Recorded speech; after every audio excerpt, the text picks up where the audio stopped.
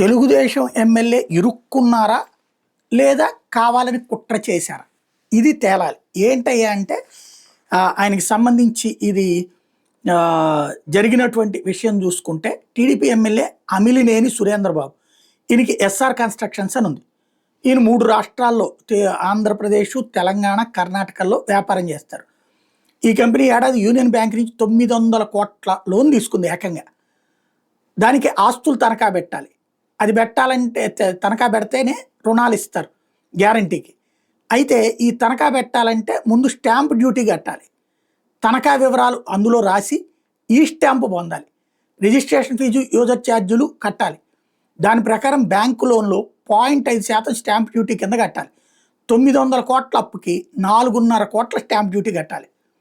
అయితే ఈయన ఏం చేశారు, 1,51,700 రూపాయలు కట్టేసేసి ఎగ్గొట్టేశారు మిగతా డబ్బులు. అయితే ఎలా చేసుకొచ్చారు ఇది మామూలుగా డబ్బులు కట్టాక మీ సేవ సర్టిఫికేట్ ఇస్తారు కదా.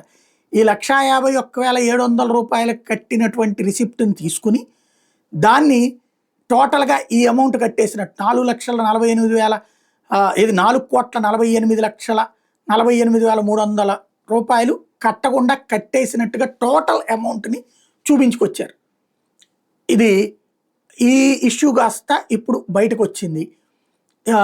దీంట్లో ఇప్పుడు ఆయన ఏం చెప్తున్నారు, 4.5 కోట్లు నేను కట్టేస్తే ఎవరైతే మీడియేటర్ ఉన్నాడో అతను ప్లస్ మీ సేవ అతను ఈ చలానా చేసిన అతని దగ్గరన్నా జరగాలి, లేదా అతని నుంచి మీడియేటర్ ఈ డబ్బులన్నా తినేసి ఉండాలి అన్నటువంటి పాయింట్ ఆయన చెప్పుకొస్తున్నారు.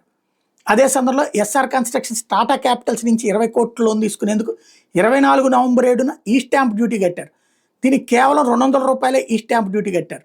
ఈ డాక్యుమెంట్తో స్టాంప్ డ్యూటీ మొత్తాన్ని ఎడిట్ చేసి 0.5% చొప్పున 10 లక్షలుగా అంకెలు మార్చి టాటా క్యాపిటల్స్ సమర్పించారు.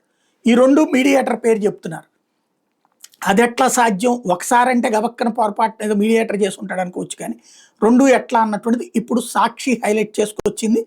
ఈ సేవా నిర్వాహకుడు బాబుతో కొన్ని పత్రాల మీద సంతకాలు చేయించుకోవడంతో పాటు ఓ ఆడియో రికార్డుని తీసుకుని వాళ్ళ మీద తోసేసేయడానికి ప్లాన్ చేస్తున్నారన్నటువంటిది ఒక కథనాన్ని సాక్షి హైలైట్ చేసింది.